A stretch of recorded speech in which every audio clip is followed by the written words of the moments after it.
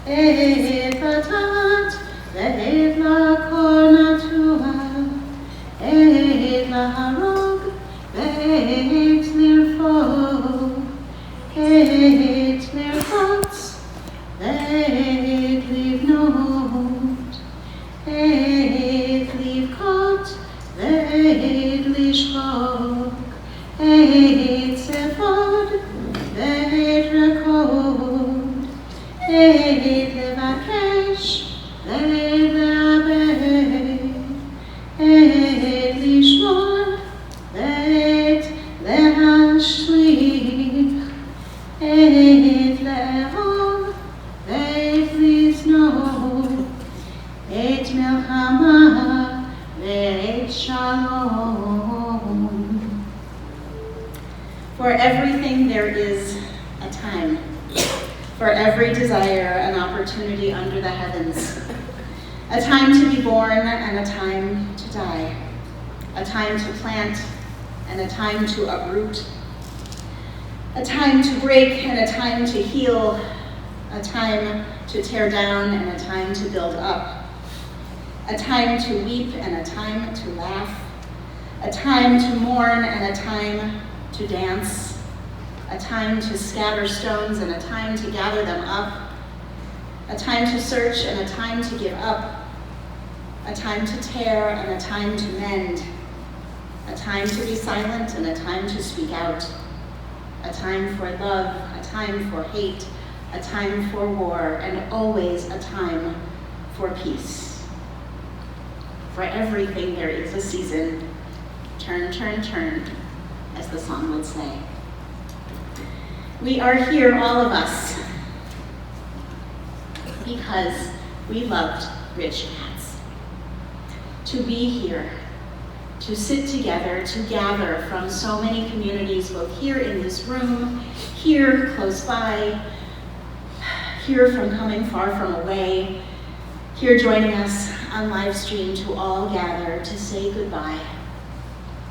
This has been such a surprise and a shock in so many ways. And I'm still picturing Rich as we see him right on the cover here with his face and his smile and his presence. And we come together to acknowledge all together the fact that he died and how very heartbroken we all are. And we've come today to surround each other and hold each other up in our memories and in our mourning and in our loss and in our love. To remember Rich, beloved, beloved husband of Heidi for 52 years, the father of Aviva and of Alex, and Alex is joining us on live stream from Denver this morning, the father-in-law of Brett and the grandpa Rich of Emmett and Noah, the son of Jerome and Dorothy Katz of blessed memory, the brother of Stephen and of Heidi of blessed memory, and brother-in-law of Laura and Bonnie and Denny and Stephen and Kay, the nephew of Marshall Sparberg and cousin to so many beloved cousins, and friend to so many here in this room and across the world. When we gather at a funeral, we acknowledge together this brokenness that exists and that has cracked us wide open. And we represent that in Judaism by tearing, by ripping a symbol on the outside that is a symbol of the ripping and the tearing that we feel on the inside.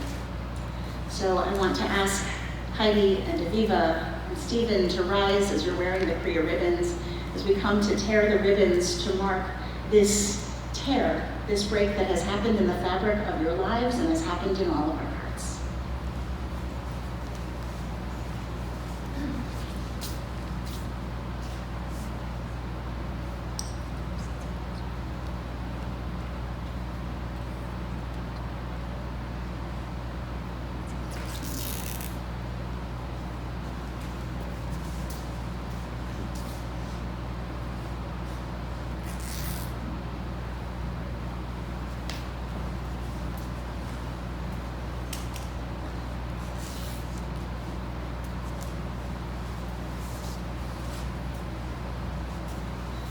Baruch atah Adonai Dayan ha'emet.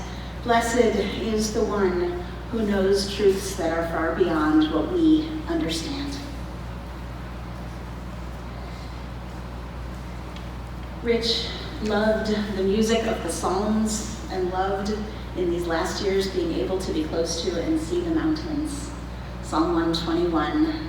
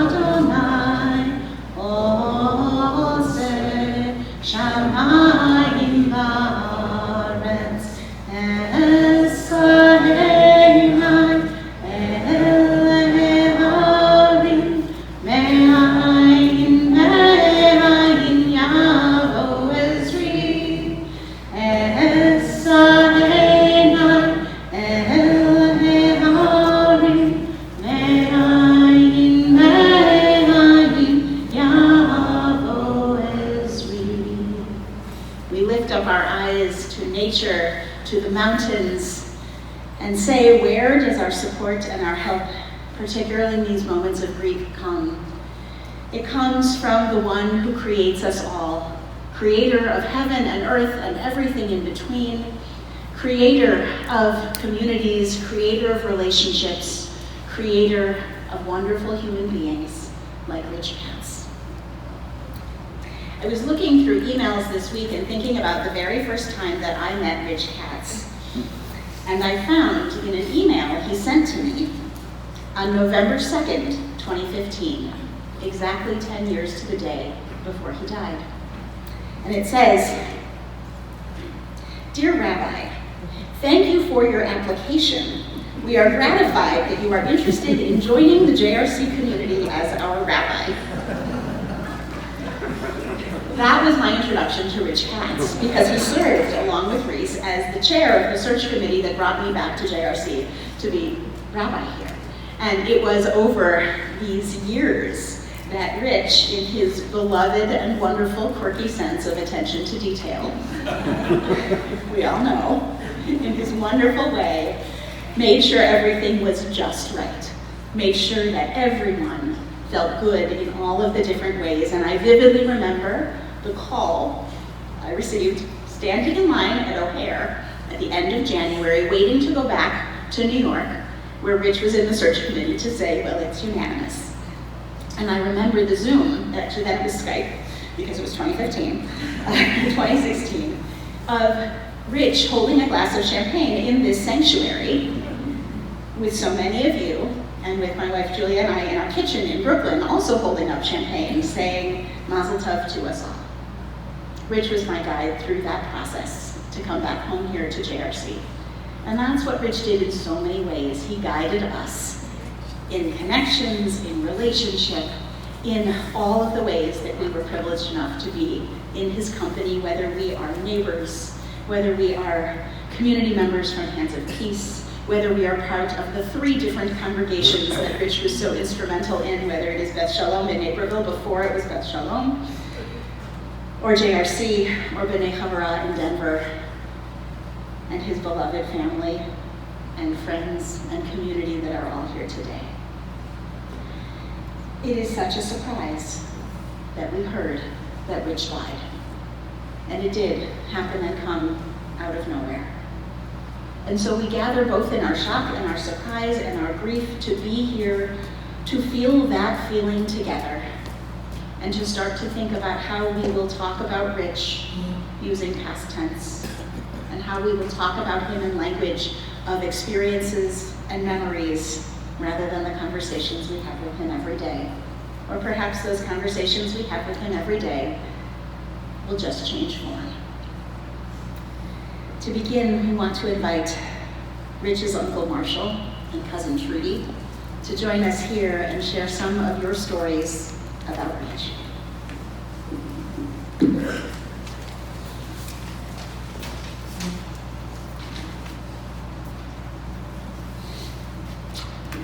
I am the oldest member of the family. My older sister, Dorothy, married Richard's father, Jerry, who was a World War II veteran. Richard was their first child, followed by Heidi, then Stephen. I watched Richard become the finest person I've ever known. He transitioned from the administrator at Temple Sholem to teaching and becoming beloved by his students. Richard's mentoring of Alex is an example for all of us, as well as the move to Denver. Visits by Richard to Chicago were always special events. I knew that Richard was planning another. He will be missed beyond any words to express it. Thank you. I am honored to be called to the Bema to say a few words about my dear cousin Richard. He was, as you know, an exceptional man. When I think of Richard, I smile through my tears. I smile when I think of his love for Heidi, Aviva, Alex, Brett, Emmett, Noah, and his close and extended family and friends. His love for Judaism and his love for his many hobbies, bonsai, woodworking, fixing things around the house. I smile when I think of his caring and his commitment to the many ways in which he helped others through his teaching, his congregational leadership, his involvement with Hands of Peace, his careful guidance, and his thoughtfulness. From tolerating Esther Stepkin's granola bars, only a few of you will know of these and consider yourselves lucky if you don't, to his taking on handyman tasks when he stayed with me in my condo.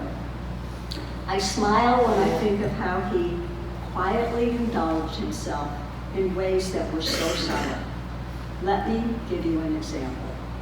Some years ago, we had a family Seder at Richard and Heidi's first house on Garrison Street in Evanston. Unbeknownst to us, Richard did not care for the Israeli wine to be served. Instead, he preferred Magen David, or maybe it was Manischewitz. Is there a difference? He put a bottle in a paper bag on the floor next to his chair. As the rest of us filled our wine glasses for the obligatory 4 times, Richard would surreptitiously lift up his bottle, still in the paper bag, and pour himself his wine. I will always both smile and cry when I think of my exceptional, wonderful cousin. The world would be such a better place if there were more Richard Katz's.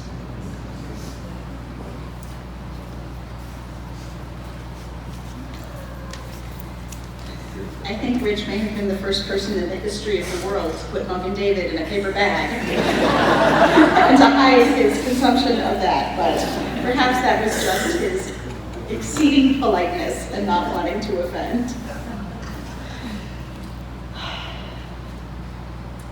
the 23rd Psalm is one of the things that we read as a source of support, as a source of where we look in moments of uncertainty and of fear and of not wanting to be alone.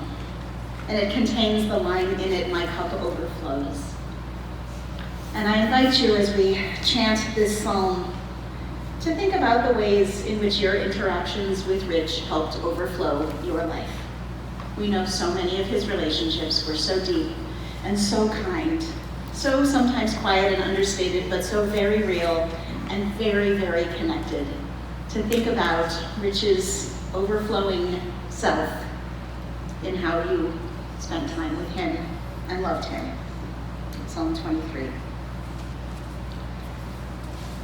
Mizmor leDavid, Adonai Eloi lo echzar, v'hinot asher yalbitzeni, al mei menuchot yenach aleini, nafshi yeshoveh, Yancheni b'magrei tzedek, Yancheni b'magrei tzedek, leman shemo. Gam ki elech begei tzalmavet, lo irana ki ata imadi, shivtecha u'mishontecha,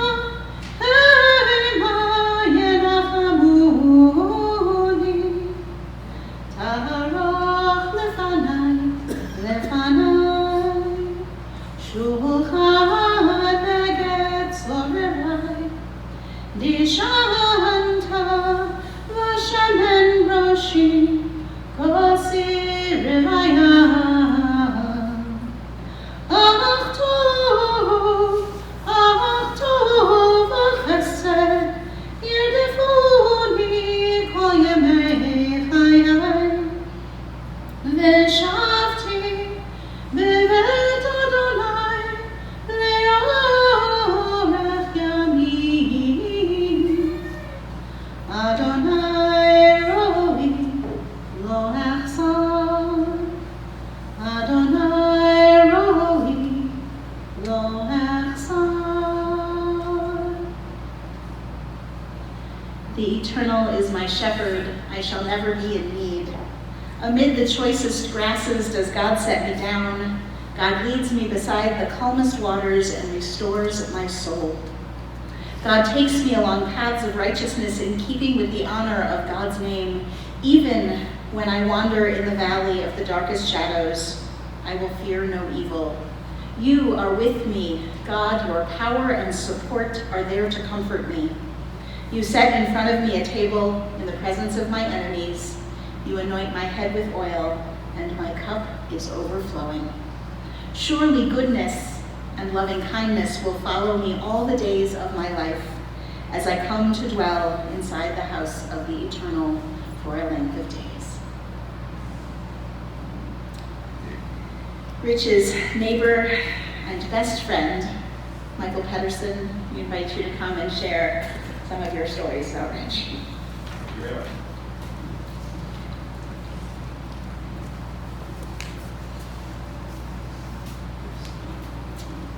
My name is Michael Pedersen. Rich and I were best friends for nearly 3 decades. I have numerous stories about Rich Katz, so my talk will be in 2 parts with a 15-minute intermission. No PowerPoint. Let's begin. In 1996, Jamie, my bride, and I bought a house on Garrison Avenue. It was two houses south of Rich's. And Rich and I met on Garrison, yet our paths had crossed in the early 1990s at the University of Illinois in Urbana. He was a year ahead of me and lived in a fraternity on the west side of the campus. I was in a dorm on the east side. But we were frequently in the same place. Now, it was not a classroom. It was not a bar. It could have been a girls' dormitory, but it was not. It was in the concert hall. Rich was a fan of the University of Illinois jazz band, and I was a guitarist. but our meeting was delayed by almost 2 decades. So our new old house on Garrison required major updates. Jamie and I did most of the demolition, and demolition required tools. Tools were catnip for rich cats. Irresistible. We met up one weekend with tools as a topic of discussions. So in August 1997, Jamie and I moved to 2737 Garrison, now updated. Rich and I began to tackle projects as a team. The first wasn't a autumnal task. Rich asked for my assistance to construct a sukkah in the backyard for Sukkot. Me, the Lutheran boy, said, "You want to build a what for what?" This led to a 30-minute patented Katz lecture on Sukkot. Once the sermon ended, I asked, "Yeah, that's nice. Now what do we have to do?" He said, "Well, we assemble these metal bars into a rectangular box, wrap the sides with vinyl sheeting, make a roof of evergreen branches." Want to leak? Yeah, that's the tradition. Okay. So we started the assembly, and I noticed a large box of nuts and bolts. Had to be over 50 of them. Do we use these to fasten the metal bars? Yes. But you only have adjustable wrenches. That's going to take forever. Where are the power tools, like a nut driver? And Rich says, excuse me while I turn my page, don't use them. There's a law in the Talmud, maybe it's the Torah, forbidding the use of power tools to construct sukkah, especially on Saturday. I said, I don't care, I'm Lutheran. Martin Luther did not mention power tools in his 95 Theses. I'll be right back with my power tools. So instead of taking 3 hours, we had the sukkah, completed in 45 minutes flat. From there onward, we used the Martin Luther construction technique. It may have been a coincidence, but soon after Garrison's Sukkah affair, as it became known, Rich nicknamed me Moishe. Then Rich needed a nickname, and he suggested Cohen. I don't know why Cohen, but it fit like a glove. So we became the neighborhood tag team of Cohen and Moishe, and a fast friendship developed. Now, unlike many friends, Cohen and I never exchanged angry words. Occasionally he'd be miffed with each other, but it couldn't pass. But he could really annoy me when we would go to the Art Institute for a special exhibit. My style is look at an item, attracts my eye, well, that's nice, go there, read that, and find shiny objects.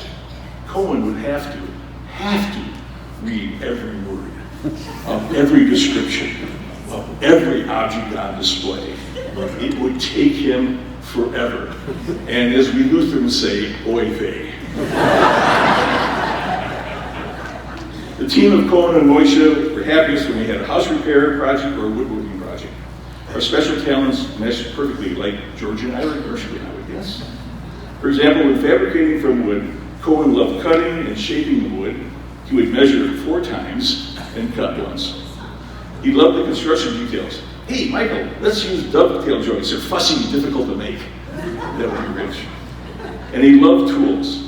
If we required a miniature plane to form inside corners of a trapezoid drawer, Cohen had it, or he would buy it.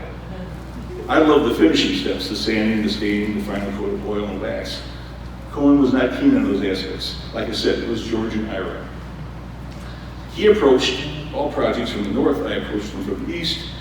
These were different vantage points, there were different approaches, there were different solutions. Together we were unbeatable, and in modesty, our work was impeccable. In our Garrison home, there are numerous wood items that Cohen and I made, from tables for Jamie's arts to vintage microphone display stands, and they remind us every day of him, and we like them. He had many vocations: dishwasher, hospital administrator, temple shalom administrator, social studies teacher, but he told me that his favorite vocation was lifeguard. When in college, Rich was a lifeguard at a swimming pool in Champaign. And though he enjoyed watching the co-eds from behind his sunglasses, what truly appealed to him was keeping people safe, keeping them from harm. Now think back to high school. Rich was holding coffee over, eternally vigilant to stop and catch anyone in danger of tumbling over the cliff where they were running in the ride. A kinder, more tolerant person we have never known. He was always doing something for others. be it for Hands of Peace, his bonsai club, the JRC, former teaching pals, friends, families, strangers, or neighbors. When he did not have a project, wooden, botanical, or human, he was restless. Moisha, you need a project. After Cohen moved to Denver, and I will say it was a sad change for me because I could no longer yell, Cohen, to my best friend across the street. We stayed close via email, phone calls, and his visits to Evanston. The final time we were together in Garrison, his visit ended with a long hug and a mutual, I love you. So I end my eulogy with a homework assignment from Mr. Katz for all of you. To honor Rich, read a Nero Wolfe mystery, or listen to the Woody Allen story entitled The Moose. Both favorites of Cohen. All I had to say was, I once shot a moose, and he would fall into hysterics. Really, it's really funny. His memory will be our blessing. Now, Rich would not around his friends to mourn his passing, but to celebrate his life. So in that spirit, I proclaim, Cohen! I caught him. Jamie and I, and all of us, are going to miss this guy.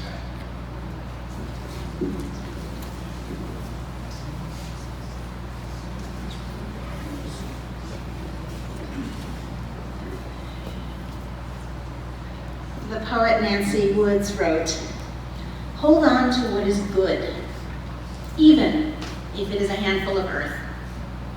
Hold on to what you believe, even if it is a tree which stands by itself. Hold on to what you must do, even if it is a long way from here. Hold on to life, even when it is easier letting go. Hold on to my hand, even when I have gone away from you." Aviva and Heidi, you held Rich's hands all the way. And we invite you up now to share some words about this moment.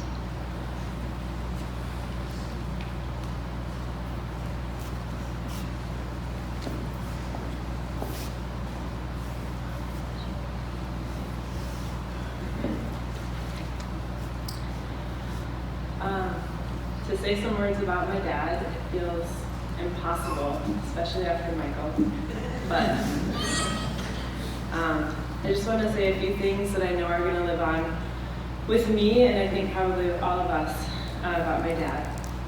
So, my dad had a deep-rooted sense of social justice and of service, but these were not just ideals for him.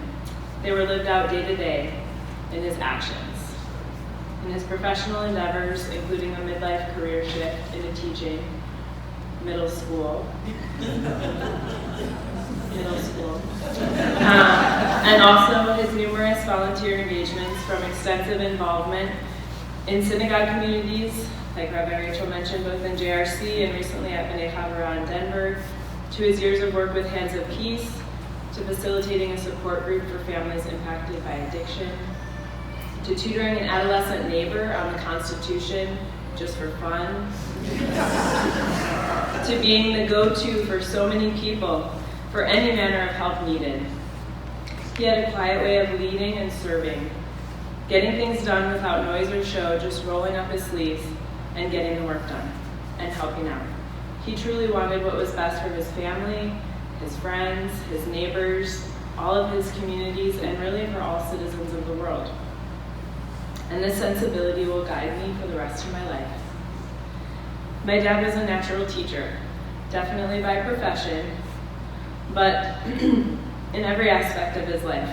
When I would ask him for help with a school project, he would march me straight over to the bookshelf full of Encyclopedia Britannicas and help me find the relevant volume. I would roll my eyes, eager to just finish the assignment. But my dad wanted me not just to get a good grade, but to really understand the engineering of bridges and consider several models from around the world before I built mine with straws, cardboard, and push pins. 6 hours later, around 1 in the morning, because I had waited until the last minute, I had a version that not only got second place in the weight-bearing contest at school, but was beautiful and had structural integrity just like pretty much everything my dad laid his hands on.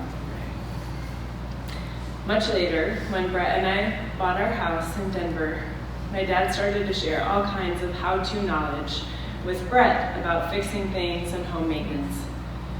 And every time Brett identified something that needed fixing or improving, he would weigh whether or not to consult my dad,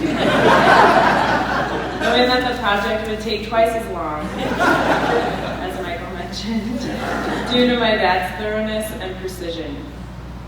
But he brought him in every single time.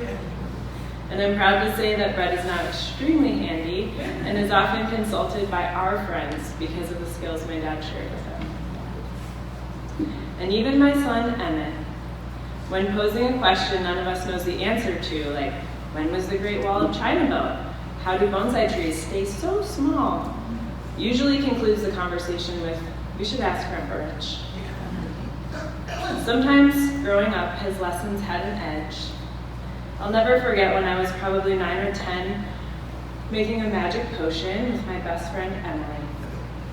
We added everything we could find in the kitchen: milk, orange juice, ketchup, mustard, spices, pickle juice, maple syrup, everything.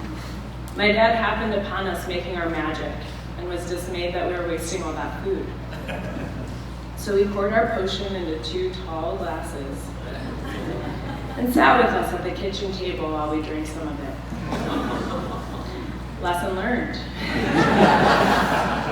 But at the end of the day, he led with kindness, and he also loved dessert. So he took Emily and me to ice cream right after, which neither of us could eat at that point. But what I remember about that day isn't the bitterness of the potion, but the sweet and gentle way that my dad loved me, even when teaching me something. And I will pause, this isn't in my remarks, but I will say my dad really did love dessert. I got a voicemail. I was in Aspen for a conference about a week ago when my dad had a stroke. And I got a voicemail from Emmett that said, "Mom, we miss you. Dad just picked us up from school and took us for a nosh." We got a biscotti and a matcha. It was very sweet. So my dad did love those sweet things, and a lot of my sweet memories of my dad actually are oversharing a dessert. But okay. I think that most people encounter Rich Katz that way: kind and utterly respectful, wise and capable, but always curious to learn more. My dad trusted, expected, and recognized the good in people, even in strangers. And it was his ability to see and connect with each person uniquely that made him beloved by so many people. In the last week, I have been not surprised, but moved by how many people have reached out to share their condolences and also noted that my dad occupied a special place in their life. How he was able to cultivate and hold this specialness with so many people was truly a gift to all of us. Recently, we were lucky enough to go as a family to one of our favorite mountain retreats in Colorado. After a really nice dinner all together in our cabin, and as we relaxed next to the fireplace, my dad shared that for some reason, my Grandpa Jerry, who he loved very much and was close to, didn't express directly until my dad was in his late 40s that he was proud of him, of his life's work, of who he had become, what he was doing. And clearly this impacted my dad as he has communicated the fact that he's proud of me both directly and indirectly with conviction and love throughout my whole life. And now that he's gone, living up to that feels so much more important. I know that he will be with me every day, not only in my mind and my heart, but in my actions, in the way that I live and treat people and strive towards servant leadership. And I believe that this will be his legacy. I know that we're all inspired to live with a little more curiosity, a little more patience, and more compassion because we've known and been loved by Rich Katz, my dad.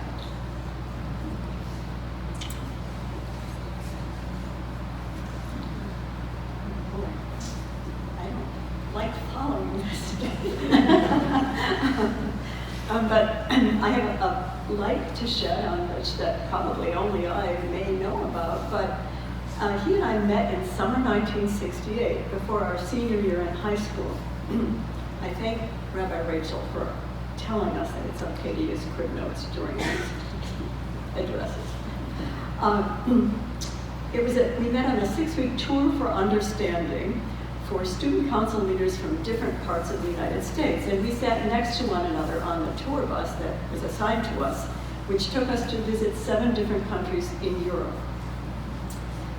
Rich instigated the romance during the tour by slyly dropping a string from the window in the motel room or hotel room, a floor above mine, where we were staying at that point, in the port city of Rijeka, then part of Yugoslavia on the Adriatic Sea. On a card attached to the string, I looked out and he had written in capital letters, I-L-Y-R.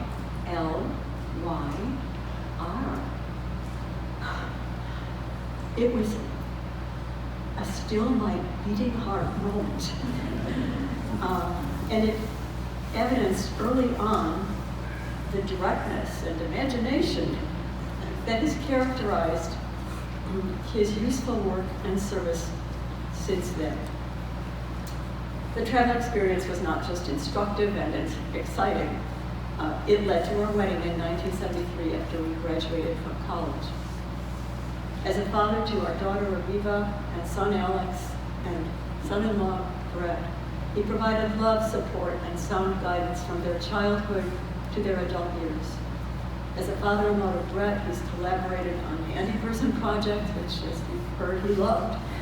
And for all of us, he provided the template for living a meaningful life by living one himself, always ready to help people in need and worthy causes, being a true friend, cultivating new skills, diligent in pursuit of knowledge, and always being kind. My memory's not as great as it used to be, but as far as I can recall, in 52 years of marriage, Rich never spoke an angry or a word of meanness to me. Since his death, we have a little overlap here, Rabbi, I've taken comfort now and then by playing the Byrds' 1969 recording of Turn, Turn, Turn, based on Pete Seeger's song and the verses in chapter 3 of the book of Ecclesiastes, or Kohelet, meaning the preacher or the teacher, as we say in Hebrew. To everything there is a season. Our grief at Rich's death has also been eased by the support and the love shown to our family by friends and acquaintances whose lives he touched. Thank you for being with us this morning to help celebrate his life.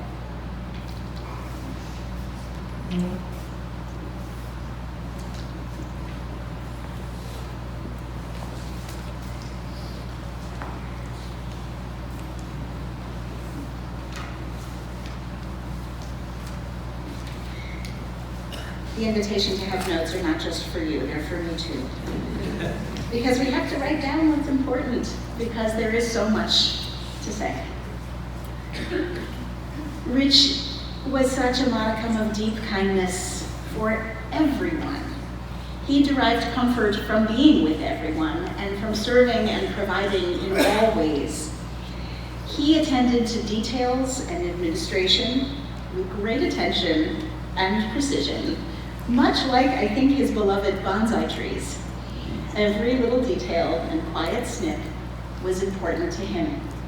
From the very first phone calls that some of us received, like when Sharon Diaz was hired as JRC's executive director, the first phone call was with Rich. Or picking up at the airport when Rabbi David Eber was hired here as our director of education. Rich was the one to get him from the airport, or that first email to reach out to me. All of the details of running the synagogue and being the vice president of administration, and Nikki Bear, our executive director, knows that so deeply, as anyone who served on the board with Rich, as anyone who was here at JRC. I remember coming in one morning and Rich was here with his tools because he had noticed that outside the bathrooms we did not have any place to put your talit when you went in, because traditionally you don't take your talit into the bathroom with you. And so he was there just quietly installing these little plaques with hooks that he had made at home and noticed we needed and put them out. And on the first floor and third floor outside every bathroom, they're there. And with a little paintbrush, painting the blue stripes so that they would look like the stripes on the talis. He was kind and patient. He could convene a meeting and touch all the important parts like no one else and leave you feeling good at the end.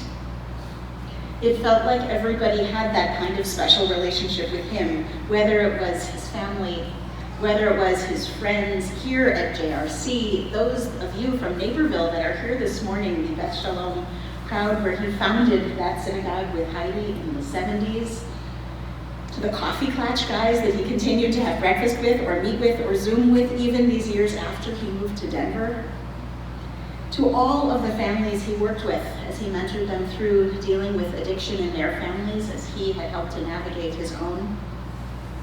Perhaps he learned about taking care of people from his father who ran a nursing home in Waukegan, but really it was just deep in Rich's soul, holding his family close and having these connections.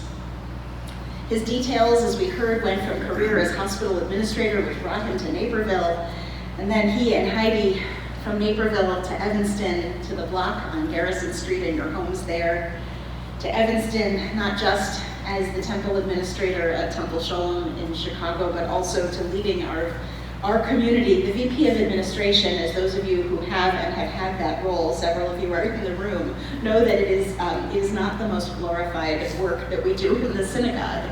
It is a lot of notes and a lot of details and a lot of specks of things that nobody else notices, but Rich noticed, and you notice in his footsteps.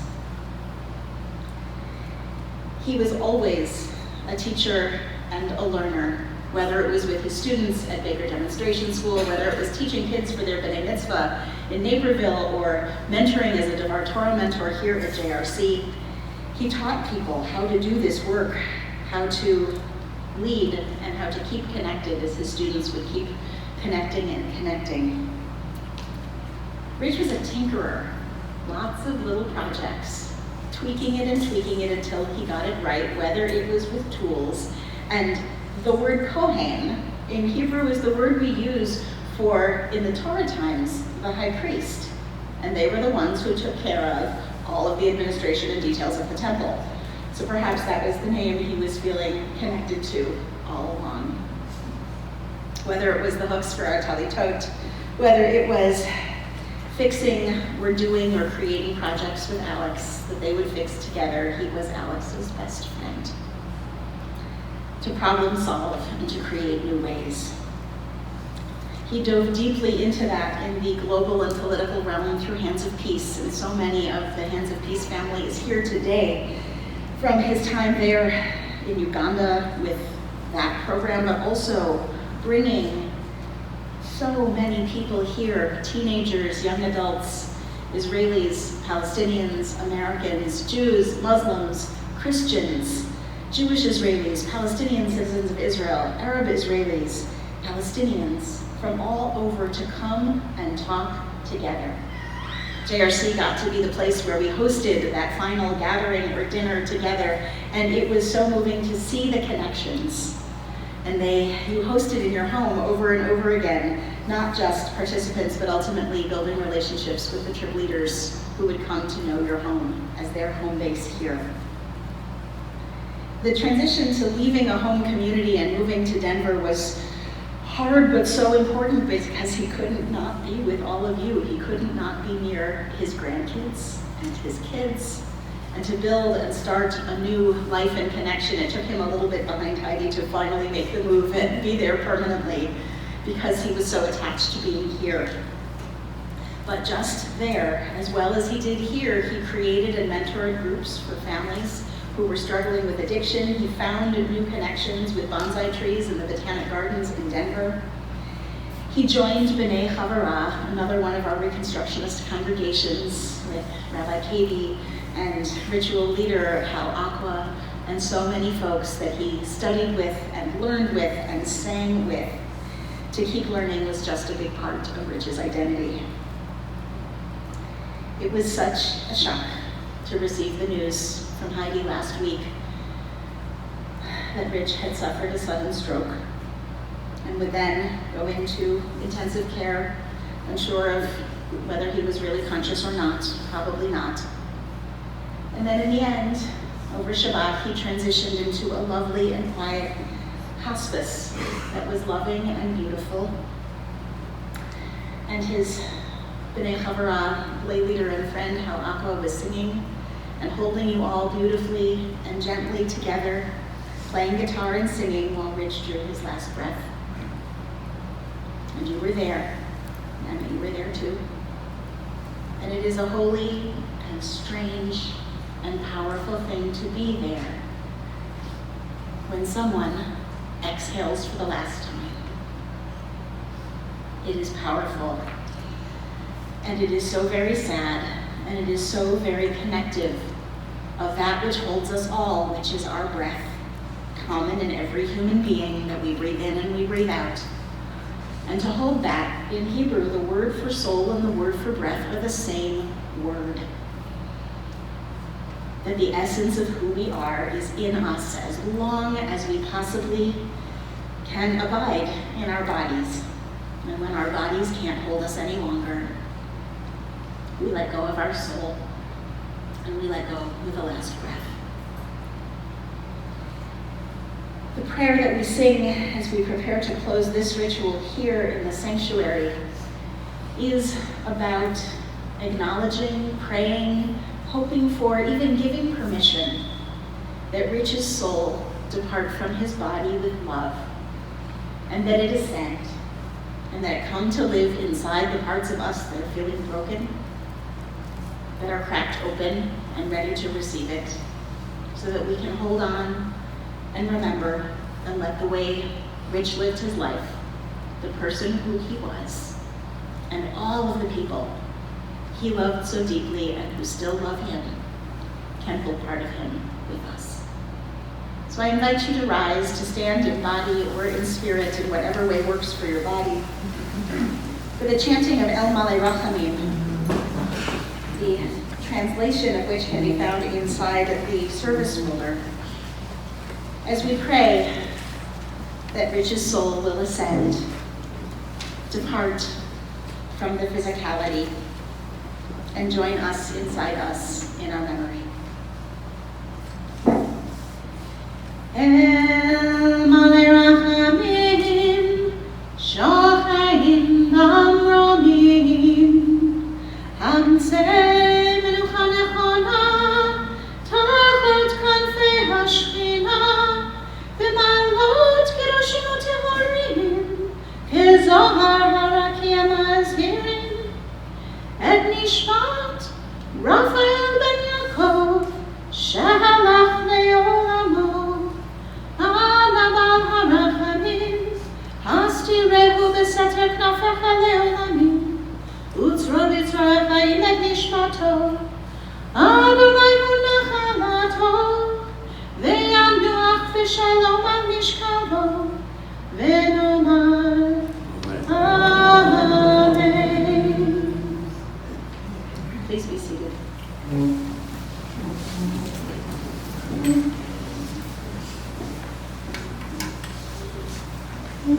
Friends, this concludes the services here at the synagogue. The interment will take place at Amachad Cemetery in Waukegan, and for those of you driving with us to the cemetery in the funeral procession, please make sure that you have your bright headlights and your four-way hazard flashers are on at all times. Please be sure to obtain an orange funeral safety sticker for your windshield, and we will be providing cars in the procession with a magnetic orange flag to be placed on top of your car. Please travel as close as safety permits to the car in front of you to avoid any gaps in the procession. For your own safety and security, I would suggest not speaking or texting while driving to the cemetery in the procession. And the family has requested that any memorial contributions in its memory to Jewish Reconstructionist Congregation here, that information is available on the service folder. Obviously, we're in the building here right now. For those of you joining us online, that information is available on our website. There will be a shiva for the family until 5 p.m. at the home of Treaty Bears following the interment. The following individuals have been asked to serve as pallbearers, and upon the conclusion of the rabbi's remarks and announcements, we'll ask them to stand up and come forward. Stephen Katz, Stephen Holler, Michael Pedersen, Brett Turner, Leslie Brown, Adrian Lieberman, Jerry Israelite, and Jerry Hirsch. And we know that Rich's family is just here for a short time from out of town, and the family is gathering together at a family member's house following the burial in Waukegan. But for the many JRC and other community members who may not be going to the cemetery, We invite you, if you'd like, to just stay here as well and spend some time together and share your memories of Rich, so that whether you are going to the cemetery and continuing with the family, or you're here, everybody can be in community as we keep remembering Rich, so that his memory may be a blessing. Thank you. Thank you. We'd ask everyone to please rise and stand in place while the pallbearers come forward and as we escort the casket, the family, and the rabbi.